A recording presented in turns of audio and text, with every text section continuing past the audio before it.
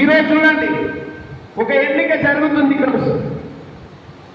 అచ్చంపేటలో public club ఎన్నిక జరుగుతుంది పార్టీలకు అతీతంగా.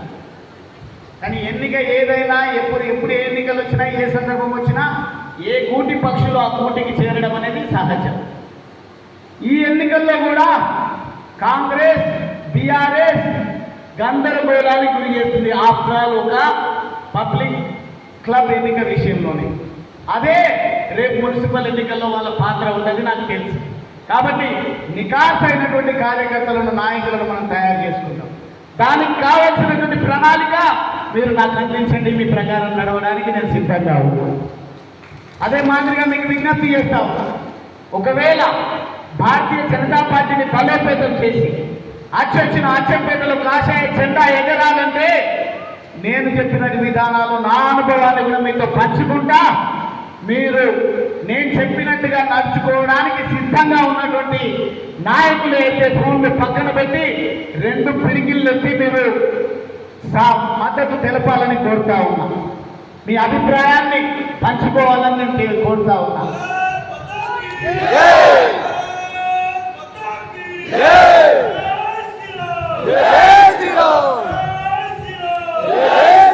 ధన్యవాదాలు. మనం మొదలు పెడదాం. మొన్న మా తమ్ముడు ఆనంద్ రెడ్డికి ఒక చిన్న కార్యక్రమం, చిన్నదేం కాదు, ఎర్రటి ఎండలో ఒక పక్క ముఖ్యమంత్రి మండలం అని ప్రగల్భాలు పలుకుతా ఉన్నా పిఎస్సిఎస్ సెంటర్లో ఎమ్మెల్యేలు నిలదీసిండు. ఎమ్మెల్యే పనికి రాని వెధవ మాటలు మాట్లాడుతున్నాడు. ఏమంటున్నాడు? మోడీ వస్తున్నాడు. మోడీ నీకేమైనా అవగాహన ఉందా? అసలు మక్కల కొనుగోలు విషయంలో, వడ్ల కొనుగోలు విషయంలో, మద్దతు ధర విషయంలో, మీరు ఇచ్చినటువంటి గ్యారెంటీల విషయంలో మీరు ఏం మాట ఇచ్చిండ్రు, ఏం తప్పిండ్రు అని పక్కన పెట్టి ఆనంద్ పో జరుగుతూ అది గల్లబట్టి దొబ్బుతా ఉన్నాను బిడ్డ. మెడలు బట్టి గెంటే రోజులు వస్తాయి కాంగ్రెస్ పార్టీ.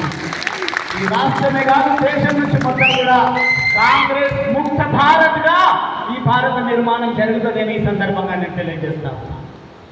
అదే కాకుండా పాదయాత్ర మొదలు పెడితే అక్కడ కాంగ్రెస్ పనికిరాని గుండాలు కూడా, గుండాలంత స్థాయి లేదు వాళ్ళు. ఓ పనికిరాని పూర్వపోగు వెధవలను మేము చేస్తున్నటువంటి పాదయాత్రకు అడ్డంగా నిలబెట్టి ఏదో సర్వేలు, ఫోటోలు, వీడియోలు ఆగిందా పాదయాత్ర? మొదలు పెట్టిందంటే పార్టీ ముగించుకునే వరకు ఆనంద్ వదలలేడు. 22 కిలోమీటర్ల పాదయాత్రను 4-5 గంటల్లోనే కట్టం పట్టించాడు. అద్భుతంగా మనం నిరసన తెలియజేస్తే అప్పుడు కథలకి వచ్చింది టీఆర్ఎస్ పార్టీ. మేము కూడా ఉన్నామని తెలుసుకునే ప్రయత్నం చేశాం. ఒక చిన్న కార్యక్రమం ద్వారానే, ఒక చిన్న ప్రజల అవసరాలకు సంబంధించి, రైతులకు పెద్దదే, చిన్నది కాదు అని చేసిన కార్యక్రమం అయితే చిన్నది నిజాయితీగా ఒప్పుకుంటున్నాం. సమస్య రైతులు మక్కలు తీసుకొస్తే మక్కలు వానకు తడిసి ముద్దయితే సంచులు ఇవ్వరు, తాటిపాలు ఇవ్వరు, మద్దతు ధర ఇవ్వరు, కొనుగోలు చేయరు, కొనుగోలు చేసిన దాన్ని ట్రాన్స్పోర్ట్ చేయరు, కొనుగోలు చేసిన దానికి డబ్బులు ఇవ్వరు. ఈ రకంగా చేస్తలేరు అని దోషపడతా ఉంటే శ్రీనివాస్ గౌడ్ టౌన్ ప్రెసిడెంట్ అక్కడికి వెళ్ళి అన్న ఇట్లా పరిస్థితి ఉందని రైతులతో మాట్లాడితే నేను అక్కడికి వెళ్ళడం జరిగింది. పెద్ద వార్త అయింది టీవీ 9లో. అచ్చంపేటలో మనం ఇంకా మొదలు పెట్టలేదు యుద్ధం. అచ్చంపేటలో బీఆర్ఎస్ పార్టీ ఫిజిల్ అవుట్ అయిపోయింది. యుద్ధం కాంగ్రెస్ ప్రభుత్వానికి వ్యతిరేకంగా యుద్ధం చేస్తుంది భారతీయ జనతా పార్టీ అని చెప్పడం జరిగింది.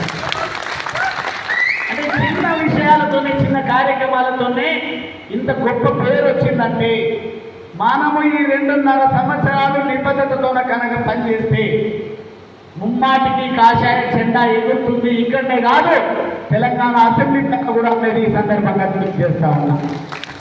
పార్లమెంట్ పైన ఎవరు చెప్పాల్సినటువంటి అవసరం లేదు, ఎవరు కళలు కూడా గంటలేదు. భారతీయ జనతా పార్టీ ఉన్నన్ని రోజులు, మనలో భారతీయ భావం, ప్రజల్లో భారతీయ భావం ఉన్నన్ని రోజులు అధికారం కేంద్రంలో భారతీయ జనతా పార్టీనే ఉంటుంది అనేది అక్షర సత్యం.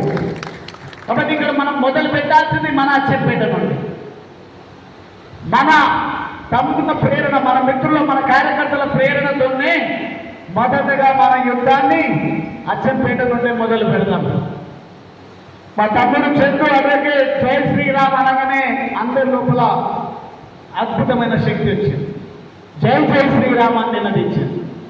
మనము అదే శ్రీరాముడి అనుసరించి నడిచినటువంటి హనుమంతుడి పాదాల దగ్గర నుండే అచ్చంపేటలో జరుగుతున్నటువంటి దుర్మార్గాల విషయంలో, అచ్చంపేటకు రావాల్సినటువంటి నిధుల విషయంలో, అచ్చంపేటకు నేను శాసనసభ్యుడిగా ఉన్నప్పుడు సాధించినటువంటి ప్రాజెక్టుల విషయంలో అక్కడి నుండే మనం పాదయాత్ర మొదలు పెడతామని సందర్భంగా తెలియజేస్తాం.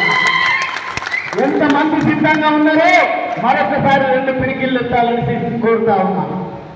రాములన్న సగం వెళ్తుందే కాదు, మీకు సరిపోతుంటే, మీకు శక్తి సరిపోకుంటే మీ వెనక ఆటోలు వస్తాయి, వాహనాలు వస్తాయి, బైకులు వస్తాయి. మీకు ఆకలి అయితే అన్నం పెడతాం, మీకు ఈ ఆస్తికి వస్తే చెట్టు కింద నీళ్ళ చూపిస్తాం, అవసరం టెంట్లు వేస్తాం. ఆ టెంట్ల కిందనే తెలంగాణ ఉద్యమం తెచ్చండి. ఆ టెంట్ల కిందనే తెలంగాణ ఉద్యమాన్ని అద్భుత పద్ధతిలో ఎట్లయితే తీసుకుపోయినామో ప్రతి చెంచుపేటకు, తండాకు, దళితవాడకు, పరుగు బలహీన వర్గాల దగ్గరికి, వ్యాపారస్తుల దగ్గరికి, మేధావుల దగ్గరికి తెలంగాణ ఉద్యమాన్ని ఎట్లయితే మనం తీసుకుపోవడం జరిగిందో అదే పద్ధతిలో నివురు గట్టున నిప్పులా ఉన్నటువంటి ఈ జాతీయ భావాన్ని, ఈ నినాదాన్ని ప్రతి గుండెకు తీసుకుపోదామని సందర్భంగా తెలియజేస్తా ఉన్నాను. ఎట్లా రాదో భారతీయ జనతా పార్టీ అధికారులలోకి